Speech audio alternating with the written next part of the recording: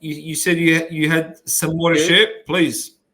Two more things. Now, Australian tennis star Nick Kyrgios has taken to his social media platforms and shown us his latest artwork.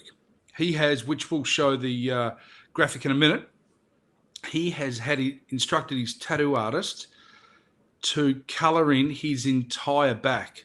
So from the top of your bottom all the way up to your neck, his back is completely covered in ink. You got to be kidding me. No, I'm just wondering, and I know you and I spoke previously to this broadcast, I'm just wondering why Nick, who is, late 20s, I think, is going to the degrees of having a lot of his body covered in ink. Tennis star too. That's really outlandish for a tennis player. I know there's tennis players who have tattoos, but it's rare for somebody of his stature to be top 10 or 20 in the world to be covered in ink as much as he has. Yes, he's moving into the 21st century, but to me, I'm surprised. Is he trying to hide something? I don't know, or he just likes to have ink all over his body. Midlife crisis, I reckon. These seems to be happening a lot at the moment. Yeah, I agree. Next. Now, this I found really interesting, Ahmed. The boys at Fox Sports / Fox Footy in Australia took to Instagram on Sunday. Jonathan Brown, the Brisbane Lions legend, is now an integral part of the Fox Footy commentary team. He, along with commentator Dwayne Russell and former Collingwood legend / turned commentator Nathan Buckley, were broadcasting the Port Adelaide Giants match in Adelaide from the studios in Melbourne. Now, this came about because of COVID, that nobody can travel. So the broadcasters thought best way to save money was to broadcast from the studios of that state, predominantly Melbourne. I find it very interesting. I'm still trying to wrap my head around it. And this goes for all sports across the world.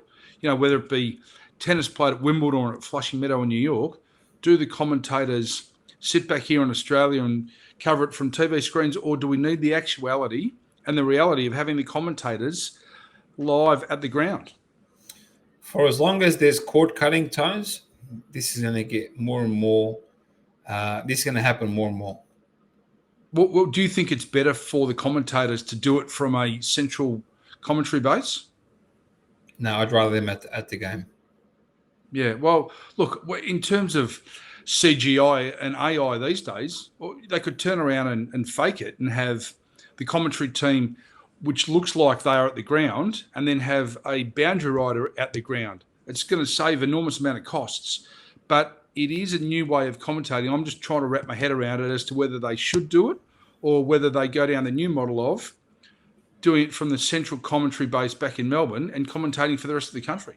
So there's an American technology brand called COSM, COSM. Yep. And they are what they're basically doing is they're building all these venues around the States.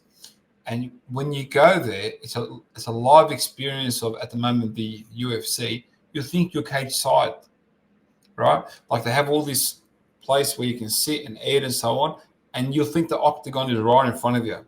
Yeah. They've got this immersive experience that's ridiculous. So we're going to start seeing more and more of this.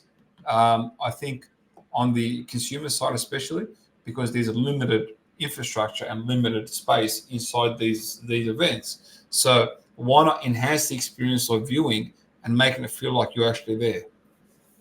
Yeah. Oh, look, I don't doubt that it's going to be the way of the future. But again, and I don't know whether I'm criticising it or highlighting the fact, but I'm still trying to get my head around it, that commentators who have for 80, 90 years attended the ground and now no longer do so. Costs.